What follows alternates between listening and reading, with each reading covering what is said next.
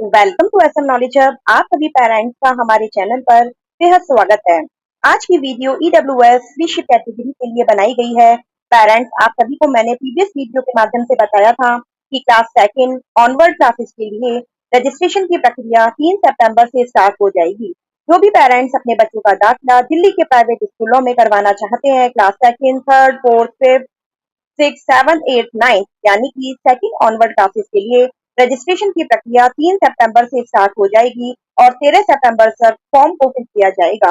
जो भी पेरेंट्स अपने बच्चों का दाखिला दिल्ली के प्राइवेट स्कूलों में ईडब्ल्यूएस फ्री शिप कैटेगरी के तहत करवाना चाहते हैं, अपने डॉक्यूमेंट को रेडी कर लें। और रजिस्ट्रेशन कैसे किया जाएगा, जैसे ही विंडो ओपन होगी मैं आपको फॉर्म को फिल करना भी बताऊंगी। कंप्लीट सर्कुलर जो कि 29 अगस्त को डीओई के द्वारा जारी किया गया था, हमारे चैनल पर आपको मिल जाएगा। कंप्लीट जो 4 पेजेस का ये सर्कुलर है, मैंने आपको समझाया हुआ है, आप वहां से सारे इंस्ट्रक्शंस को सुन सकते हैं। आज की वीडियो 3 महत्वपूर्ण बातें जो कि अगर आपने ध्यान पूर्वक नहीं समझी तो आपके बच्चे के एडमिशन को कैंसिल कर दिया जा सकता है, या आपके डॉक्यूमेंट में कोई कमी पाई गई तो आपके बच्चे के एडमिशन को कैंसिल किया जा सकता है। तो आप यह 3 पॉइंट्स ध्यान पूर्वक समझ लीजिए, जिससे किसी भी बच्चे का रजिस्ट्रेशन गलत फॉर्म फिल ना हो और बच्चे का नाम कंप्यूटराइज्ड ड्रॉ लिस्ट में आ जाने के बाद जब आप एडमिशन करवाने जाएं तो स्कूल वालों की तरफ से आपके बच्चे के एडमिशन को कैंसिल ना कर दिया जाए। तो ध्यान पूर्वक आप समझ लीजिए पेरेंट्स। पॉइंट नंबर 6 में आप देखिए, only a single application shall be filled for a child by an applicant for online admission process. Multiple duplicate entries applications if found at any stage shall be liable to cancellation of candidature admission of the child even after succeeding the draw of lot for admission। तो parents, यह point आप ध्यान पूर्वक समझ लीजिए कि आप जब रजिस्ट्रेशन करेंगे तो आपको ओनली एक ही एप्लीकेशन फिल करनी है एक बच्चे के नाम पर। अगर आप एक बच्चे के नाम पर मल्टीपल या डुप्लीकेट एंट्रीज एप्लीकेशन फिल करते हैं तो आपके रजिस्ट्रेशन को रद्द कर दिया जाएगा। और किसी भी स्टेज पर अगर यह पाया गया कि आपने कोई गलती करी है या डुप्लीकेट एंट्रीज फाइंड हुई तो कंप्यूटराइज्ड फॉर्म में नाम आ जाने के बाद भी आपके बच्चे के एडमिशन को कैंसिल कर दिया जाएगा। लास्ट ईयर 4 अक्टूबर 2023 को एक सर्कुलर जारी किया गया था, जिसके तहत पेरेंट्स या लीगल गार्जियन के आधार नंबर को कंपलसरी कर दिया गया है। यानी कि अब ईडब्ल्यूएस फ्री शिप कैटेगरी के तहत दिल्ली के प्राइवेट स्कूलों में एडमिशन करवाने के लिए पेरेंट्स का आधार नंबर होना अनिवार्य है।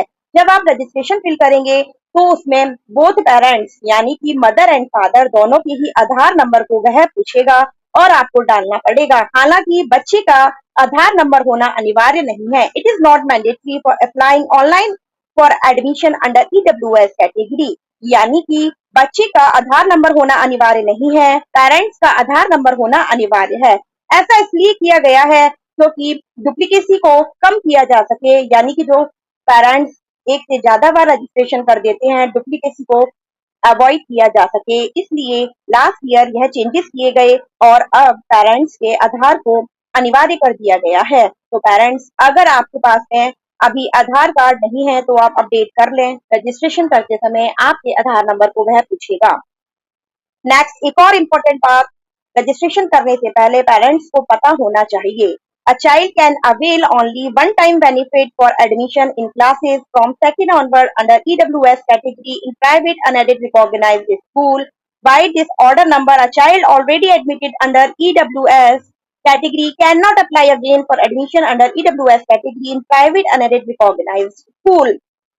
तो इस पॉइंट से यह भी क्लियर किया गया है, जो बच्चे पहले से ईडब्ल्यूएस फ्री शिप कैटेगरी का लाभ उठा रहे हैं, यानी कि जो बच्चे पहले से प्राइवेट स्कूलों में ईडब्ल्यूएस फ्री शिप कैटेगरी के तहत पढ़ रहे हैं, वह दोबारा से अप्लाई नहीं कर सकते हैं। ओनली फ्रेश बच्चे ही अप्लाई कर सकते हैं जो इस सुविधा का लाभ नहीं उठा रहे हैं, यानी कि बच्चा एक बार ही इस सुविधा का लाभ उठा सकता है। ऐसा ही सेम प्राइमरी क्लासेस के लिए रूल रखा गया था और सेकंड ऑनवर्ड एडमिशंस के लिए भी यही रूल रखा गया है। जब आप रजिस्ट्रेशन की विंडो ओपन करेंगे तो फर्स्ट क्वेश्चन यही होगा, फर्स्ट पॉइंट पे यही पूछा जाएगा कि आप ऑलरेडी ईडब्ल्यूएस कैटेगरी से पढ़ रहे हैं, यस और नो। जैसे ही आप यस करेंगे तो आगे का फॉर्म फर्दर प्रोसेस नहीं होगा, और जैसे आप नो करेंगे तब आपका फॉर्म फिल होगा। तो यह भी चेंजेस इस साल किए गए हैं कि जो बच्चे पहले से इस कैटेगरी का लाभ उठा रहे हैं वह अप्लाई नहीं कर सकते हैं। तो यह पॉइंट ध्यान देने की बात है। इसके बाद एक और पॉइंट है जो कि आपको ध्यान पूर्वक समझना जरूरी है।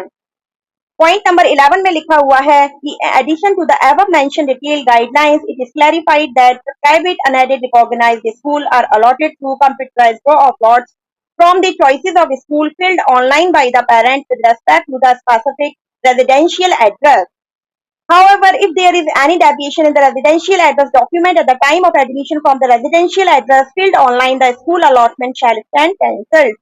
तो ये मैं आपको क्लियरली समझा देती हूँ कि पेरेंट्स जो आपके आधार कार्ड पे एड्रेस है वही आप रजिस्ट्रेशन करते समय फिल करें, क्योंकि काफी सारे पेरेंट्स ऐसे कर देते हैं कि चॉइस ऑफ स्कूल को देखने के लिए लोकेलिटी सब लोकेलिटी कुछ डिफरेंट भर देते हैं, जिससे उन्हें स्कूल चॉइस अच्छी मिल जाती है और बाद में जब वो एडमिशन करवाने जाते हैं, जब उनका डॉक्यूमेंट वेरिफिकेशन होता है, तो उनके ओरिजिनल डॉक्यूमेंट और जो ऑनलाइन फिल रजिस्ट्रेशन है उसमें एड्रेस डिफरेंट पाया जाता है और बच्चे के एडमिशन को कैंसिल कर दिया जाता है। तो उस समय बहुत ज्यादा दुख महसूस होता है कि इतना सारा प्रोसेस होने के बाद में और कंप्यूटराइज फॉर्म में नाम आ जाने के बाद में अगर बच्चे के एडमिशन को कैंसिल कर दिया जाता है मात्र इस वजह से कि एड्रेस आपने कुछ डिफरेंट फिल कर दिया था, तो यह बहुत दुख की बात होती है। और इतनी सारी एफर्ट के बाद भी अगर आपके बच्चे का एडमिशन नहीं हो पाता तो ये बहुत दुख लगता है। तो पेरेंट्स जब आप रजिस्ट्रेशन को फिल करेंगे, जब आप रजिस्ट्रेशन फॉर्म फिल करेंगे, तो उसमें लोकेलिटी सब लोकेलिटी एरिया विलेज सारा कुछ ध्यान पूर्वक फिल करिएगा जो आपके ओरिजिनल डॉक्यूमेंट पर लिखा हुआ है, यानी कि जो आधार पर लिखा हुआ है। अगर किसी भी स्टेज पर कोई रॉन्ग इंफॉर्मेशन पाई जाती है रेजिडेंशियल एड्रेस में, तो आपके अलॉटमेंट हो जाने के बाद भी आपके बच्चे के एडमिशन को कैंसिल कर दिया जाएगा।